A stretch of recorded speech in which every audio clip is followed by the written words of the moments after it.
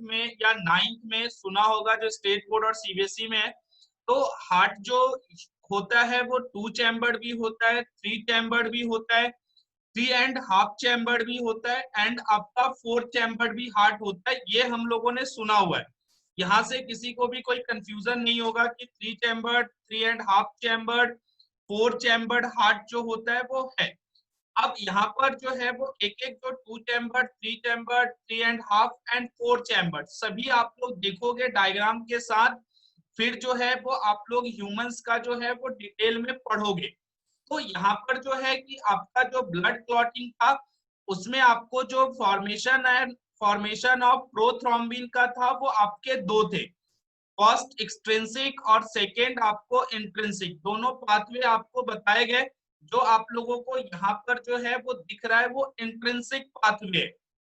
इसके बाद जब आओगी बेटा तो हमारा जो है कि आपका फॉर्मेशन ऑफ प्रोथ्रोम्बिन एक्टिवेटर हो चुका है।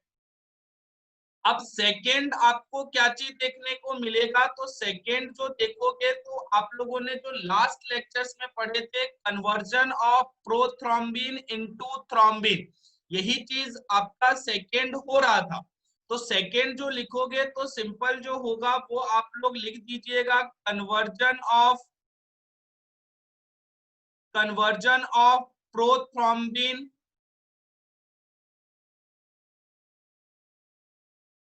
इनटू थ्रोम्बिन, यानी कि आपका जो प्रोथ्रोम्बिन है वो कन्वर्ट होगा थ्रोम्बिन में। अब इसके लिए आपको याद होगा जो आपका प्रोथ्रोम्बिन को थ्रोम्बिन में कन्वर्ट करेगा, उसके लिए दो चीजें बड़ी इंपॉर्टेंट थी। एक जो था वो कैल्शियम आयन था, और दूसरा जो था वो प्रोथ्रोम्बिन एक्टिवेटर था। ये चीज आपको याद होगा। और ये जो हमारा रहा वो रहा प्रोथ्रोम्बिन एक्टिवेटर। अब क्या होगा, सेकेंड स्टेप जब देखेंगे तो आपका जो प्रोथ्रोम्बिन है ये आपका हो गया प्रोथ्रोम्बिन, और इसके ऊपर जब देखेंगे तो एक्ट जो करेगा वो करेगा प्रोथ्रोम्बिन एक्टिवेटर। और हमें जो इंट्रिंसिक और एक्सट्रिंसिक जो है दोनों पाथवे से मिला, वो आपको मिला है प्रोथ्रोम्बिन एक्टिवेटर। तो यहाँ पर जो है वो एक्ट करेगा प्रोथ्रोम्बिन एक्टिवेटर, प्लस जो है वो आपको एक्ट करेगा कैल्शियम आयन। और कैल्शियम आयन जब देखोगे ब्लड क्लॉटिंग फैक्टर में, ये जो है वो आपका फोर्थ था। ये डिटेल में जो आप लोगों ने 13 के 13 जो है वो आप लोगों ने जो ब्लड क्लॉटिंग फैक्टर लिखा था उसमें देखिए फोर्थ जो है बेटा आपका कैल्शियम आयन दिया गया है। तो कैल्शियम आयन के प्रेजेंस में, प्रोथ्रोम्बिन एक्टिवेटर के प्रेजेंस में, प्रोथ्रोम्बिन जो कन्वर्ट हो जाएगा वो यहाँ पर आप लोग लिखोगे, ये कन्वर्ट हो गया आपको थ्रोम्बिन में। ठीक है, तो सेकेंड जो स्टेप होगा, first step formation of prothrombin activator, second जो होगा फॉर्मेशन ऑफ थ्रोम्बिन होगा। तो प्रोथ्रोम्बिन से कन्वर्ट होगा आपको थ्रोम्बिन में in the presence of prothrombin activator plus calcium ion, जो आपका फोर्थ है ब्लड क्लॉटिंग फैक्टर। नेक्स्ट जब थर्ड देखोगे तो यहाँ पर जो होगा वो आपको देखने को मिलेगा कन्वर्जन ऑफ फिब्रिनोजेन, यानी कि यहाँ पर जो है आपका नेक्स्ट जो होगा वो कन्वर्ट होगा फिब्रिनोजेन टू आपका होगा फिब्रिन में कन्वर्ट। अब यहाँ पर जो देखेंगे तो यहाँ पर जो है वो क्या चीज देखने को मिलेगा, तो यहाँ पर जो आपका प्रोथ्रोम्बिन जो कन्वर्ट हुआ थ्रोम्बिन में, वो थ्रोम्बिन क्या करेगा, कन्वर्ट कर देगा फिब्रिनोजेन को इनटू फिब्रिन। तो एक सेकेंड यहाँ पर रुकिएगा।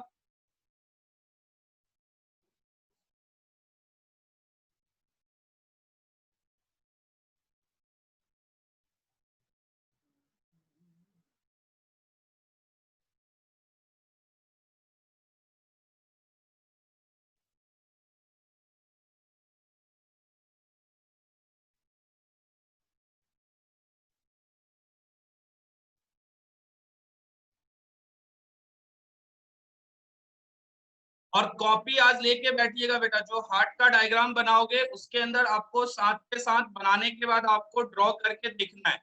क्योंकि जब तक हार्ट का डायग्राम ड्रॉ नहीं करोगे तब तक आपको हार्ट के बारे में क्लियर बिल्कुल भी नहीं होगा कि कौन सा 2 चैम्बर्ड है, कौन सा 3 चैम्बर्ड है, कौन सा 3.5 है एंड कौन सा जो है आपका 4 चैम्बर्ड है। सभी के आपको डायग्राम के साथ आपको बताई जाएगी।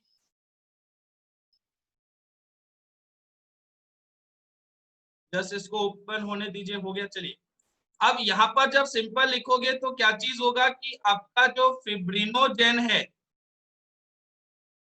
ये जो कन्वर्ट होगा वो होगा आपको फिब्रिन में। तो यहाँ पर सिंपल लिखिएगा तो आपका जो फिब्रिनोजेन है वो कन्वर्ट होगा फिब्रिन में। ये आपका थर्ड होता है।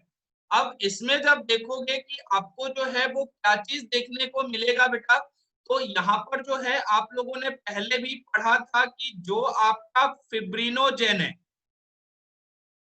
ये जो आपका फिब्रिनोजेन है वो क्या चीज होता है, तो सॉल्युबल होता है, सॉल्युबल इन प्लाज्मा। ये आपको सॉल्युबल फॉर्म होता है इसका। इसके बाद जब नेक्स्ट देखोगे तो ये जो कन्वर्ट होगा वो किसमें होगा, तो आपको होता है फिब्रिन मोनोमर्स में। तो यहाँ पर जो रिक्वायरमेंट होती है बेटा वो होता है थ्रोम्बिन का। तो ऑलरेडी आप लोगों ने देखा कि प्रोथ्रोम्बिन एक्टिवेटर के प्रेजेंस में प्रोथ्रोम्बिन कन्वर्ट हो गया आपको थ्रोम्बिन में। इसी का क्या करोगे, यूज जो है वो यहाँ पर होगा, जिसके कारण फिब्रिनोजेन कन्वर्ट जो फर्स्ट होगा वो होगा फिब्रिन मोनोमर्स में। फिब्रिन मोनोमर्स में ये आपको कन्वर्ट हो जाएगा। जो आपको जब बात करोगे तो ये जो होता है वो आपका इनसॉल्युबल होता है। फिब्रिनोजेन सॉल्युबल है बट ये जो होगा वो आपको इनसॉल्युबल होता है, ठीक है। अब जब फिब्रिन मोनोमर्स का फॉर्मेशन हो गया तो यहाँ पर जो दिखेगा बेटा वो होता है पॉलीमेराइजेशन। यानी कि यहाँ पर आपको जब सिंपल देखिएगा तो नंबर जो है वो आपका इंक्रीज करने लगेगा। तो यहाँ पर जब सिंपल लिखोगे तो होगा पॉलीमेराइजेशन। और पॉलीमेराइजेशन जो होगा बेटा वो होगा आपको फैक्टर के प्रेजेंस में। जो आपको फैक्टर यहाँ पर यूज होगा आपका 13। तो 13 फैक्टर के प्रेजेंस में फिब्रिन मोनोमर्स में पॉलीमेराइजेशन होगा और यहाँ पर जो फॉर्मेशन आपको देखने को मिलेगा वो होगा फिब्रिन थ्रेड का। और फिर जाकर जो है आपका ब्लड जो है वो क्लॉट हो जाता है। मान लेते हैं कि ये जो है वो रीजन है जहां पर क्या चीज होगा कि आपको जो देखने को मिलेगा यहाँ पर वो होगा फिब्रिन थ्रेड्स, ठीक है। अब यहाँ पर जो ले लीजिए तो यहाँ पर जो ये है वो सारे आपके फिब्रिन जो है वो थ्रेड्स आपको दिखेंगे। इसी के जस्ट नीचे क्या चीज होगा, जो भी डैमेज सेल्स है वो आरबीसी हो डब्ल्यूबीसी हो वो आपको यहाँ पर दिखने लगेगा। तो इस तरीके से जब देखोगे तो यहाँ पर जो फॉर्मेशन होगा वो आपको फॉर्मेशन होगा क्लॉट का। और हम लोग जो पढ़ भी रहे हैं वो ब्लड क्लॉटिंग पढ़ रहे हैं, तो हमारा जो ब्लड है यहाँ पर आपको क्लॉट हो गया। और क्लॉटिंग में आपको फैक्टर्स जरूरी है और ऊपर से आपको इंट्रिंसिक और एक्सट्रिंसिक पाथवे आपको याद होना चाहिए। दोनों में फर्क कुछ भी नहीं है बेटा, दोनों के अंदर आपको जो है वो प्रोथ्रोम्बिन एक्टिवेटर का फॉर्मेशन होना है। क्योंकि प्रोथ्रोम्बिन एक्टिवेटर जो है वो प्रोथ्रोम्बिन को कन्वर्ट कर देगा आपको थ्रोम्बिन में। और थ्रोम्बिन जो कन्वर्ट करता है वो फिब्रिनोजेन को कन्वर्ट कर देगा फिब्रिन मोनोमर्स में। तो ये जो है कि आपको एक्टिवेट करने का काम कर रहा है। अगर हम यहीं पर देखें जो आप लोगों ने एक्सट्रिंसिक इंट्रिंसिक पढ़ा, तो एक चीज यहाँ पर जो इम्पोर्टेंट है जो बहुत साल आपसे पूछा जाता है या अदर चैप्टर्स में यूज होगा, जिसको हम लोग बोलते हैं कैस्केड मैकेनिज्म। अब यहाँ पर देखो बेटा, कैस्केड मैकेनिज्म जब भी आपको बोला जाए तो ये बहुत चैप्टर्स में आप लोग सुनोगे। कैस्केड मैकेनिज्म का मतलब क्या होता है कि अगर हमारे पास कोई भी एक चीजें हैं, जैसे 1 से 13 तक आपको ब्लड क्लॉटिंग दिखा, उसमें क्या हो रहा है कि एक दूसरे को वो एक्टिवेट कर रहे हैं। जैसे मान लो बचपन में गेम खेलते थे ना, 5-10 बच्चों की लाइन लगा लिया, एक को टच करेंगे तो अगला मूव करता था, फिर अगला अगले को टच करता था तो फिर वो मूव करता था, फिर उसके बाद वो सीक्वेंस चलता चला जाता था। मतलब एक दूसरे को एक्टिवेट करने का काम कर रहे थे। टच कर दिया अगला चलेगा, टच कर दिया फिर आगे का काम होगा, अगला चलेगा, फिर अगला अगले को टच करेगा। तो सेम चीज आपको कैस्केड मैकेनिज्म में भी होता है। यहाँ पर एक दूसरे को वो एक्टिवेट करने का काम करते हैं। जब भी ऐसा आपको देखने को मिलेगा, वो मैकेनिज्म जो होता है वो कैस्केड मैकेनिज्म होता है। तो सिंपल लिखोगे तो यहाँ पर इसका डेफिनेशन लिख सकते हैं, वन सब्सटेंस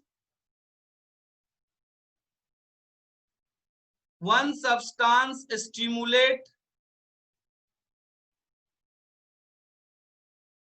किसको करेगा, तो फर्स्ट जो है वो सेकंड को करेगा, तो one substance stimulate second, second जो करेगा वो थर्ड को करेगा, थर्ड जो है वो फोर्थ को करेगा, फोर्थ जो है वो फिफ्थ को करेगा। तो इस तरीके से आपको जो है वो सीक्वेंस चलता चला जाएगा, मतलब कि एक दूसरे को वो एक्टिवेट करते चले जाते हैं। सेम चीज हमारे जो है वो ब्लड क्लॉटिंग जब होता है तब उसमें भी आपको यही चीज देखने को मिलेगा। जो ब्लड क्लॉटिंग फैक्टर्स है वो एक दूसरे को एक्टिवेट कर रहे हैं। तो इसी को आप लोग जो बोलते हो वो कैस्केड मैकेनिज्म बोला जाता है। अब यहाँ पर सिंपल जब देखेंगे तो ये चीज आपको यहाँ पर क्लियर हो गया। अब यहाँ पर जो देखोगे तो एक क्वेश्चन का आंसर जो है वो आपको यहाँ पर और भी मिल जाएगा। तो यहाँ पर जो हम लोग बोलते हैं इंट्रिंसिक और एक्सट्रिंसिक पाथवे। अब यहाँ पर इन दोनों में बेटा डिफरेंस क्या है, इन दोनों में आपको जो दिखेगा बेटा वो क्लियर डिफरेंस दिख रहा है कि इंट्रिंसिक पाथवे में क्या हो रहा है कि ब्लड जो है वो कोलेजन जो ब्लड वेसल है उसके साथ आपको जो है वो एक्सपोजर देखने को मिल रहा है। तो इंट्रिंसिक पाथवे में क्या चीज होगा कि वो जो है वो ब्लड वेसल से आपको बाहर आएगा और बाहर आने के बाद जो है वो कोलेजन से एक्सपोजर देखने को मिलेगा जो आपको ब्लड वेसल का पार्ट है। ये चीज होगा इंट्रिंसिक में। लेकिन जब इसी में देखोगे आपकी एक्सट्रिंसिक में क्या चीज होगा, तो यहाँ पर जब देखिएगा तो वो एक्सपोजर आपको देखने को नहीं मिलेगा।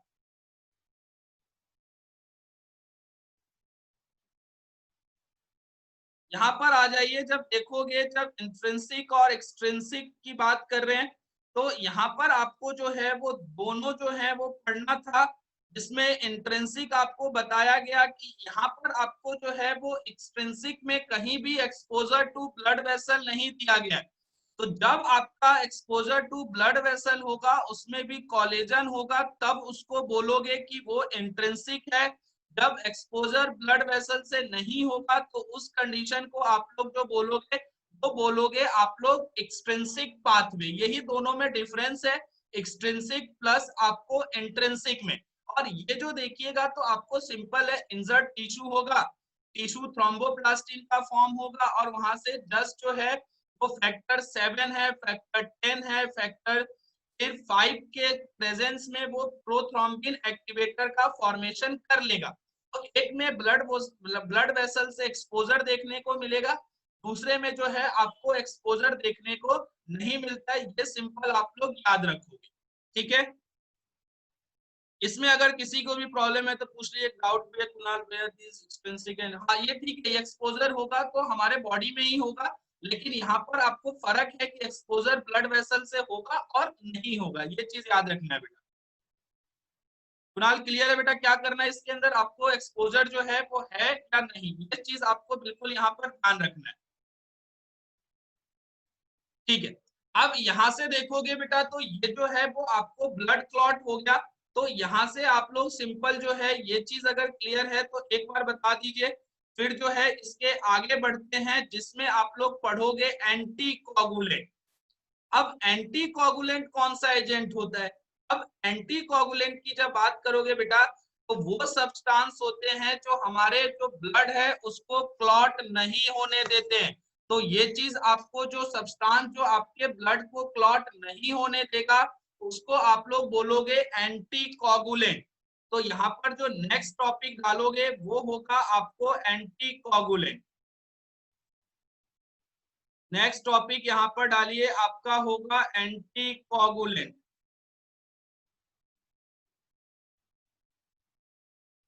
ठीक है, यहाँ पर आपका जो हो गया वो हो गया एंटी कोगुलेंट।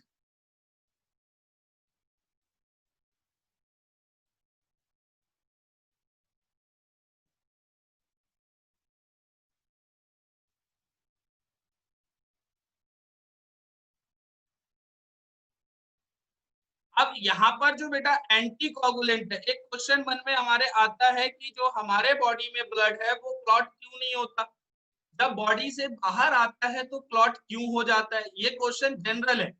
अगर देखोगे तो हमारे बॉडी में जो है, क्योंकि ब्लड जो है वो फ्लूइड कनेक्टिव टिश्यू है, कहीं से दो राय नहीं है, ये आपको फर्स्ट लेक्चर में बताया गया। अब यहाँ से जब देखोगे तो जब बॉडी से बाहर अगर कट लग जाता है तो कुछ टाइम बाद देखोगे तो आपका ब्लड क्लॉट हो जाता है। या एक क्वेश्चन और भी है, जब डायलिसिस होता है, डायलिसिस आप लोगों ने 10th में पढ़ा था, ब्लड को निकाला जाता है, फिल्टर करके दोबारा से बॉडी में डाला जाता है। तो वहां पर भी जब देखोगे तो जब बॉडी से बाहर आता है ब्लड तो क्लॉट नहीं होता, क्यों नहीं होता, क्योंकि कुछ ऐसे भी सब्सटेंस है बेटा कि जो ब्लड को क्लॉट नहीं होने देते। तो ये जो सब्सटेंस होते हैं जो आपके ब्लड को क्लॉट नहीं होने देंगे, उसको हम लोग बोलते हैं एंटी कोगुलेंट। यहाँ पर सिंपल जो डेफिनेशन लिख दिया जाए पहले तो, सब्सटेंसेस और कंडीशन, वो दोनों चीजें हो सकती है, या तो आपका सब्सटेंस हो सकता है या कंडीशंस भी हो सकती है। जैसे अगर टेम्परेचर अगर बहुत ज्यादा लो होगा तो आपका ब्लड क्लॉट नहीं करेगा, तो वो कंडीशन है कि टेम्परेचर लो है। लेकिन जब कोई सब्सटेंस इन्वॉल्व हो गया तो वो आप लोग बोलोगे कि वो सब्सटेंस है। तो यहाँ पर सिंपल है, सब्सटेंस और condition which stop blood clotting, यानी कि जब आपको ब्लड क्लॉटिंग नहीं होगा तो ऐसा जो है वो क्या है। तो यहाँ पर जो सिंपल जब बोलोगे कि जो भी सब्सटेंस या कंडीशंस होंगी वो होगा आपको एंटी कोगुलेंट। इसमें जब फर्स्ट हम लोग लेंगे बेटा तो आप लोगों ने इसका नाम जो है वो सुना होगा, ये जो होता है वो है आपका हेपेरिन। ये आप लोगों ने 10th में सुना होगा। इसमें जब देखोगे तो ये जो होता है वो सिक्रीट कौन करता है, तो सबसे पहला जो होगा सिक्रीटेड बाय मास्ट सेल। तो यहां पर आपको याद रखना है secreted by mast cell heparin.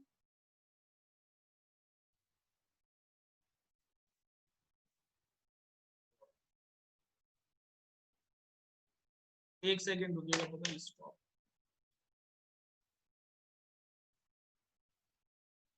Heparin में सिंपल लिखोगे सिक्रीटेड बाय मास्ट सेल्स, और ये जो होता है वो हेट्रोपॉलीसेकेराइड्स होते हैं। तो यहाँ पर सिंपल आप लोग याद रखोगे कि हेट्रोपॉलीसेकेराइड्स होते हैं, और क्या होता है यहाँ पे हमें उस चीज का कोई लेना देना नहीं है। सिंपल आप याद रखोगे, अगर नहीं भी याद होगा तो कोई प्रॉब्लम नहीं होगी, लेकिन यहाँ पर याद रखोगे सिंपल कि ये जो है वो आपको सिक्रीटेड बाय मास्ट सेल, और ये जो है वो हेट्रोपॉलीसेकेराइड्स है। तो यहाँ पर वो लिख भी दिया जाएगा कि first point secreted by mast cells, second it is a heteropolysaccharides. और करेगा क्या चीज, तो यहाँ पर जो है कि आपका जो एंटी थ्रोम्बिन थर्ड है, ये एंटी थ्रोम्बिन आपको फर्स्ट सेकेंड थर्ड भी पढ़ना नहीं है, लेकिन होता है, ये चीज याद रखोगे। तो एंटी थ्रोम्बिन जो थर्ड होगा वहां पर इसका इफेक्ट देखने को मिलेगा। तो यहाँ पर जो सिंपल लिखिएगा तो होगा first point secreted by mast cells. अब ये जो है वो सिक्रीट जो है वो मास्ट सेल करेगा, और हेपेरिन जो है वो कैसा है, क्या है नेचर, तो ये जो है वो आपको हेट्रोपॉलीसेकेराइड्स है। और जब बायोमोलिक्यूल्स पढ़ोगे तो आप लोग पॉलीसेकेराइड्स के बारे में आप लोग पढ़ोगे भी, तो वहां पर आपको इसका जो है वो डिटेल पढ़ाया भी जाएगा। लेकिन यहाँ पर याद रखिएगा क्योंकि इससे पहले आप लोग नहीं सुनते हो, तो ये जो है वो आपका हेट्रोपॉलीसेकेराइड्स होता है। थर्ड लिखिएगा, इसके अंदर पॉइंट जो होगा वो होगा increase effectiveness of anti thrombin third. Third point लिखते चले जाइएगा, increase effectiveness of anti thrombin third.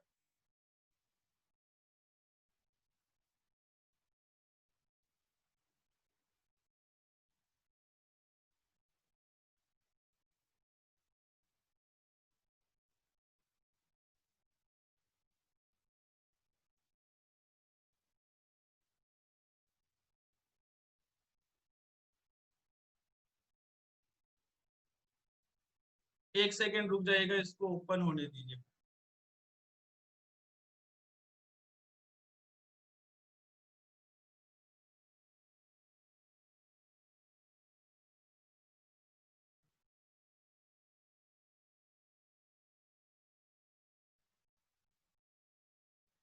यहाँ पर लिख लीजिएगा मास्ट सेल्स, और ये क्या चीज है, तो ये लिखोगे हेट्रोपॉलीसैकेराइड्स, ये आप लोग यहाँ पर मेंशन कर लीजिएगा। ठीक है, अब यहाँ पर नेक्स्ट देखोगे तो ये करता क्या चीज है जिससे आपको ब्लड जो है वो क्लॉट नहीं होता है, तो ये जो है वो इंक्रीज, ये जो सिंबल यूज करोगे वो इंक्रीज का करोगे, तो increase effectiveness, increase effectiveness of anti thrombin third. ये आप लोग याद रखोगे, एंटी थ्रोम्बिन थर्ड का जो है इफेक्टिवनेस को ये जो है वो इंक्रीज करेगा, जिससे क्या चीज होगा कि आपका जो ब्लड है वो क्या होगा, आपको क्लॉट नहीं होने देगा। और करेगा क्या चीज बेटा, तो ये जो सिंपल करेगा लोअर थ्रोम्बिन फॉर्मेशन। जब आपको थ्रोम्बिन फॉर्मेशन ये नहीं होने देगा, तो सिंपल सा मतलब है कि आपका जो ब्लड है वो क्लॉट नहीं होगा। तो हेपेरिन का जो काम है वो है लोअर थ्रोम्बिन फॉर्मेशन। जब आपका लोअर थ्रोम्बिन फॉर्मेशन हो जाएगा तो यहाँ से आपका ब्लड क्लॉट नहीं होने देगा।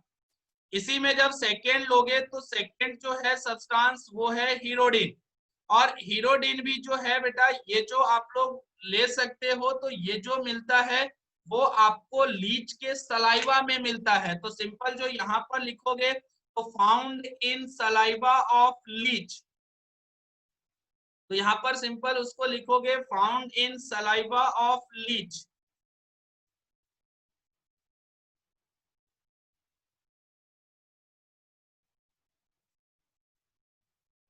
एक सेकेंड,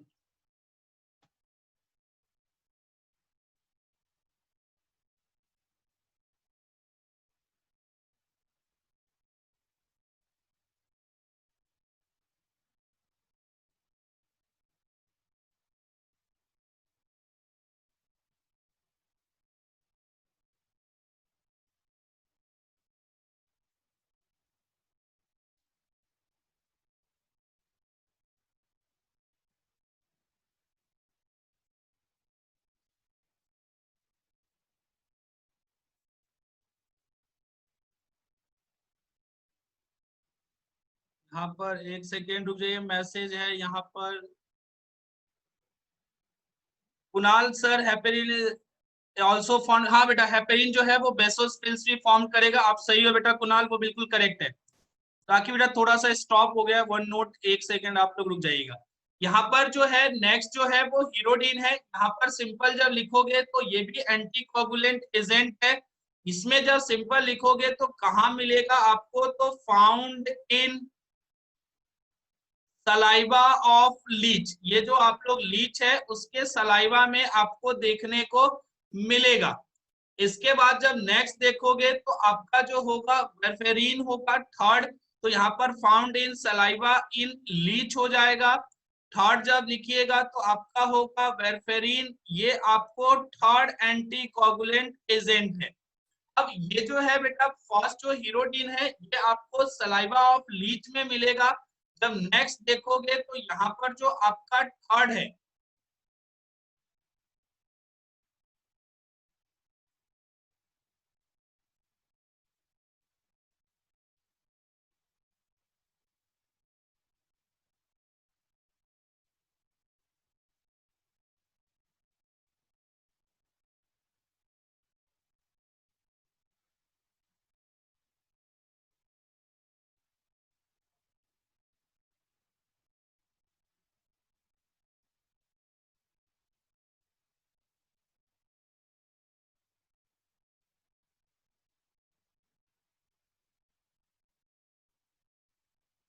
यहाँ पर आप लोग सिंपल जो है वो थर्ड लिखिएगा वेरफेरिन, वो जो आपको ऑब्टेन होगा वो होगा प्लांट से।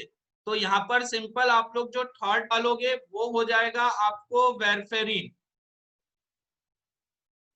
अब यहाँ पर जब दिखोगे तो ये जो आपका वेरफेरिन है बेटा, ये जो आपको देखने को मिलेगा, ये ऑब्टेन आप लोग जो कर सकते हो वो आप लोग करोगे प्लांट से। तो सिंपल जो यहाँ पर लिखेंगे ऑब्टेन्ड फ्रॉम प्लांट्स, ये आप लोग यहाँ पर सिंपल लिखोगे ऑब्टेन्ड फ्रॉम प्लांट्स।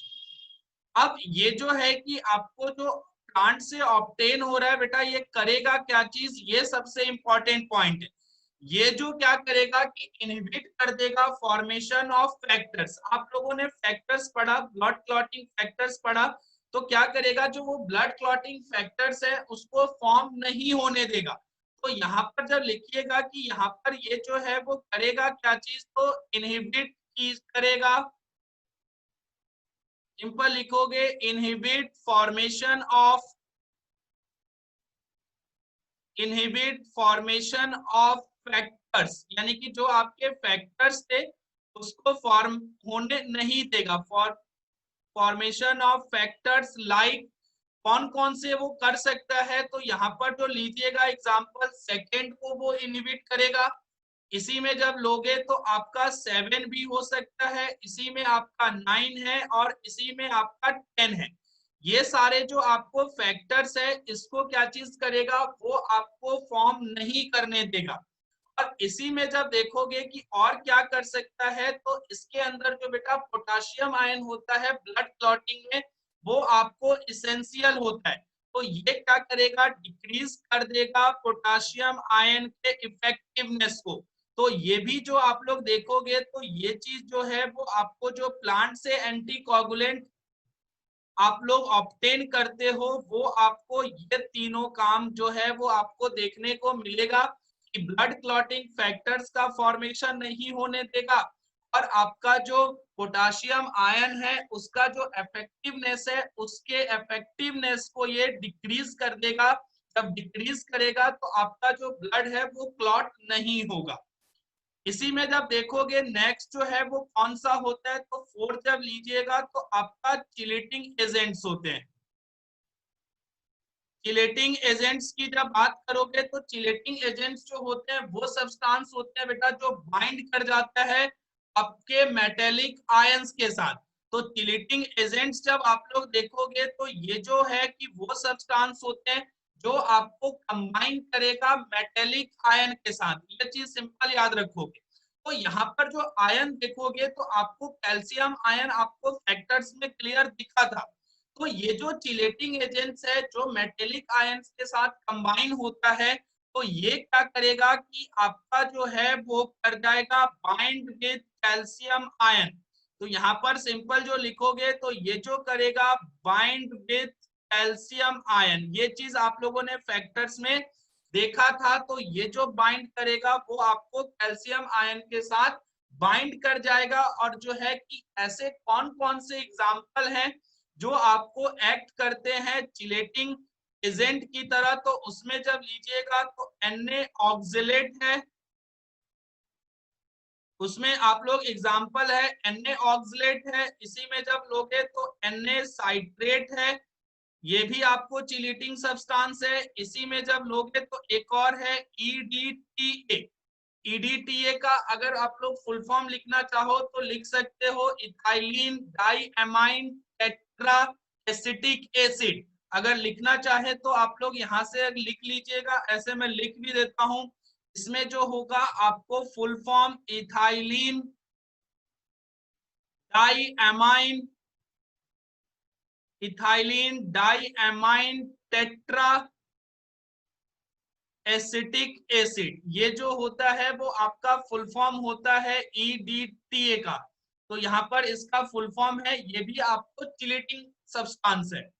नेक्स्ट जो फिफ्थ देखोगे कि एंटीकोगुलेंट क्या है बेटा, तो आपको जो ब्लड है उसको आप लोग लो टेम्परेचर पे जब डालोगे तो भी आपको क्लॉट नहीं होगा। तो सिंपल है, ब्लड एट लो टेम्परेचर। जब लो टेम्परेचर पे भी होगा तो आपका जो ब्लड है वो आपको क्लॉट नहीं करेगा। तो लो टेम्परेचर जो है वो आपका कंडीशन है। बाकी जब देखोगे तो यहाँ पर जो सिंपल दिखेगा कि सब्सटेंस है। तो ये जो सारे आप लोगों ने पढ़ा ये आपको एंटीकोगुलेंट्स है। एंटीकोगुलेंट्स का जब मतलब निकालोगे तो सिंपल जो होगा कि वो सब्सटेंस जो आपके ब्लड जो क्लॉटिंग है उसको स्टॉप कर देगा, नहीं होने देगा। तो इसमें आप लोगों ने पहला हेपेरिन देखा, हीरोडिन है, वारफेरिन है और चिलेटिंग एजेंट्स है, और लास्ट जो कंडीशन है वो है आपका लो टेम्परेचर। तो एक बार इसको कंप्लीट देखिए, किसी को लगता है प्रॉब्लम है बेटा तो पूछ लीजिए।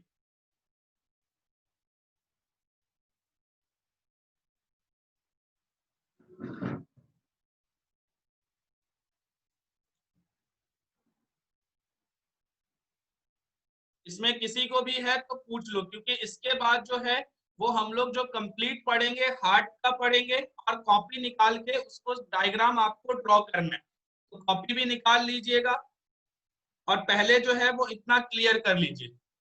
ब्लड क्लॉटिंग भी क्लियर कर लो, उसमें अगर किसी को प्रॉब्लम है तो वो पूछ ले।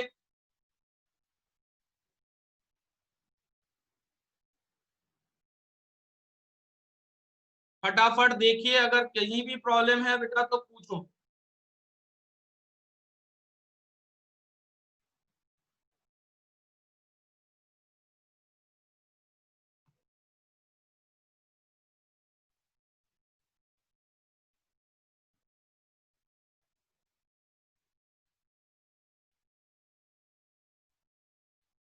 अगर नहीं है तो मैसेज करके बताइएगा, है तो उसको मैसेज करके या बोल के आप लोग पूछिए।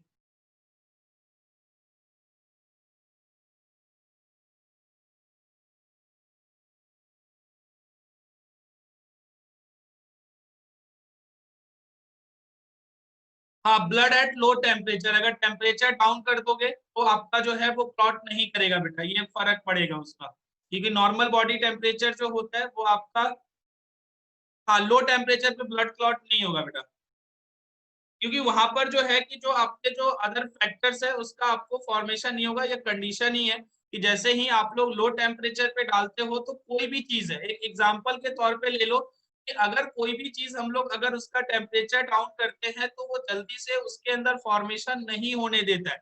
जैसे आप लोग देखोगे तो ये चीज है कि हर चीज के लिए, जैसे ह्यूमन स्पर्म आप लोगों ने सुना है, ह्यूमन स्पर्म जो होते हैं, जो डोनर्स होते हैं, जो डोनेट करेंगे, वो क्या करेंगे कि उसको जो आप लोग स्टोर कर सकते हो वो लो टेम्परेचर पर है, क्योंकि वहां पर जो चांसेस होता है कि वो खराब हो जाए वो बहुत कम हो जाता है, डैमेज नहीं होने देगा। सेम चीज ब्लड को है, जो आप लोगों ने ब्लड जो देखा होगा बैंक होता है, ब्लड बैंक में देखोगे तो क्या चीज होता है कि वो आप लोगों का जो ब्लड बैंक है उसमें भी सेम चीज करते हैं कि वहां पे टेम्परेचर जो होता है वो लो होता है, जिससे वो ब्लड जो है तो जल्दी से आपका क्लॉट नहीं होगा, क्योंकि क्लॉट जब हो गया तो वो एक तरीके से खराब हो गया।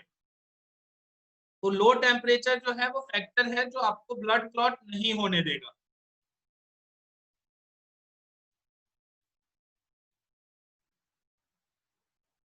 यहाँ पर इंट्रिंसिक और एक्सट्रिंसिक भी देखिए, कॉपी उठाइए वहां पर देखिए।